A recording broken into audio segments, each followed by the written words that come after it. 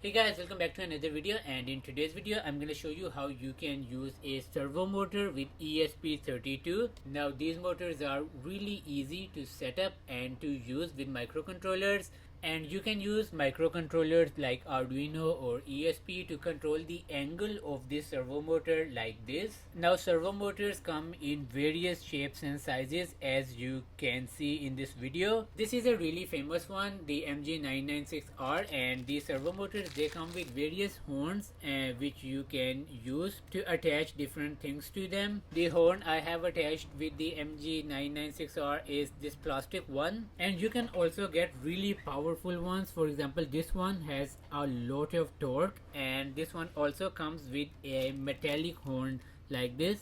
These are the connections you need to make to control the servo motor using your microcontroller. Now there is one important point you need to keep in mind over here, which is the 5 volt over here on the microcontroller. It needs to be true 5 volts. But sometimes when you buy these cheap microcontrollers from online, these are not original, these are replicas or copies. So the 5 volt pins on these microcontrollers, they don't supply true 5 volts. And I'm gonna explain you how you can fix that later on in the video. Let's make the connections. So we're gonna play around with two servo motors, this one and this one.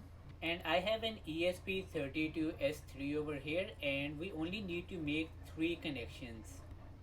The brown wire over here, it needs to go to the ground pin on the ESP. The red wire needs to go to the 5 volt pin on the ESP, and the signal pin over here, it needs to go to the any of these GPIO pins. I'm gonna attach it to GPIO pin number 7. Now there is no 5 volt pin on my ESP. There is a 5 volt in pin, which means you can supply 5 volts to this ESP, but I'm just gonna make the connections to show you something. So now I have made the wiring connections. So the 3 wires, the ground, the 5 volt and the GPIO pin, are connected here to the ESP, on the ground the 5 volt and the GPIO. As you can see from the data sheet of this motor, this MG996R requires 5 volts to operate. The hardware setup was really simple. To program this ESP, we can either use Arduino IDE or we can use Visual Studio Code. If you're using Arduino IDE, you can select your board from here. You can go to Tools on top. You can select your board if it's an Arduino or an ESP, and once you select the board, you have to choose the right port where your board is attached. After that, your board will show up over here, and you can write your code over here, and you can click this button to upload the code to the board. I'm going to be using Visual Studio Code to program this. Once you install Visual Studio Code on your laptop, if you don't have PlatformIO installed on your Visual Studio Code, you can do so by going to libraries over here, and you can search for platform. You can click on it and you can install it from here, and then you can just restart your Visual Studio Code and it will show up. After that, to create a new project, you wanna go to PlatformIO home by clicking over here on this button. We're gonna create a new project. We're gonna name it Servo Tutorial, and I'm gonna select my board. This is the ESP board I'm using. I'm gonna click on it and I'm gonna click on finish to start the project. Once you have created your project, the code that you're gonna use to control the servo, it's gonna live over here in the main.cpp. Now to control these servo motors, we are going to use a custom library, which is the ESP32 servo.h, and once you write this line over here, it's gonna show an error. This is because this custom servo library has not been installed in the environment. We can easily install it by going to PlatformIO home by clicking this button. Then I want you to go to libraries. I want you to search for ESP32 servo, and it's this library. We're gonna click on it. We're gonna click on add to project, and then we're gonna select the project we just made. Once you have selected your latest project, just click on add, and then the error should be gone. First up, we just need to create a servo object for our servo. We can name it whatever we want. You're gonna write servo, and then you can name it whatever you want. I'm gonna write coffee servo. Next up, we want to define which GPIO pin we are going to be using for our servos. So in our case, I have attached the orange pin, the signal pin of the servo motor to GPIO pin number 7 on my ESP board. Okay, so this is the GPIO pin I have attached for my servo. If you have attached a different pin, you can write another pin over here. So now I have defined this GPIO pin for the coffee servo motor that I just made. We don't need this part of the code, and let's remove this comment as well. At this stage, the setup for our servo motor is done. Now we can rotate servo motor to any angle. So let's try doing that. It's not gonna work, and I'm gonna show you why. To move the servo to an angle, we can simply call our coffee server dot right, and then we can write an angle. The angle will depend upon which servo motor you order, so it's gonna be from 0 to 180 degree, and there are some servo motors that can do 360 degrees as well. We're simply gonna try and move our servo motor 15 degrees.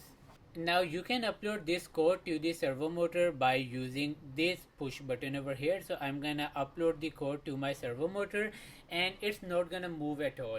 The reason it's not moving is, like I mentioned, it demands 5 volts, which the ESP is not able to provide to it. So now I'm gonna remove the 5 volt and ground pins from the ESP like this, and I'm gonna bring in my custom PCB over here, and on my custom PCB, these two connections over here, these two are 5 volts each. So I'm gonna keep the GPIO pin connected to the ESP, and for the 5 volt and ground connections, I'm gonna connect them to my custom PCB over here. Now as you can see, as soon as I've attached the 5 volt wires, the servo motor is rotating perfectly. So the GPIO pin is connected over here to this ESP, but for the 5 volt and ground signal, I am getting it from here. Now at this point, you might ask, why am I using GPIO pin on this ESP? Can't I just use the GPIO pin on this ESP instead and just throw it away? And you would be absolutely right in thinking that. So we don't need this ESP anymore. I'm just gonna disconnect everything, and we are gonna yeet it out of the frame. So for the custom PCB, we of course have the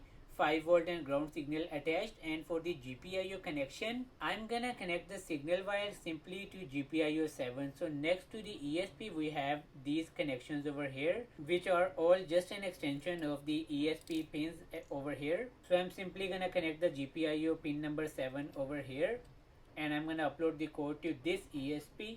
And as you can see, we have the servo motor working using only 3 cable connections. Now I want to explain one important thing, which is I gave an angle of 15 degrees to this servo motor, and it's continuously rotating in one direction, and that is because this servo motor is not the type of servo motor that just rotates to an angle and stops over there.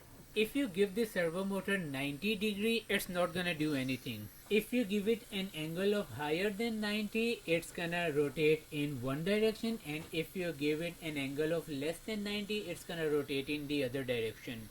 So let's see a bit on how the servo motor works. So I'm gonna upload an angle of 90 degree to the servo motor, and you can see at 90 degree angle the servo motor is not rotating. At an angle of 80, it's rotating slowly. Now let's see what happens at an angle of 70. It's rotating a bit faster. I'm gonna go all the way down to 40, and it's rotating at a much higher speed.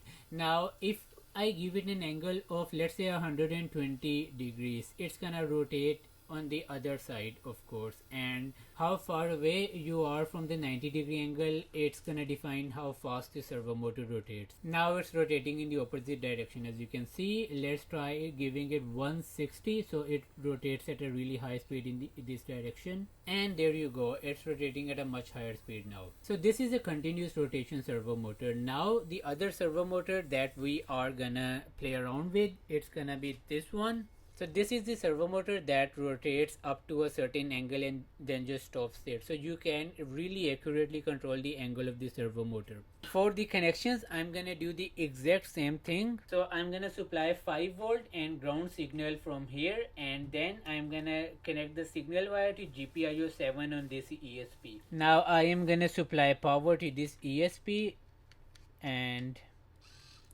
as you can see, it just rotated slightly and then stopped. Now let's try giving it an angle of 0, and it will move to 0 degrees and it will stop there.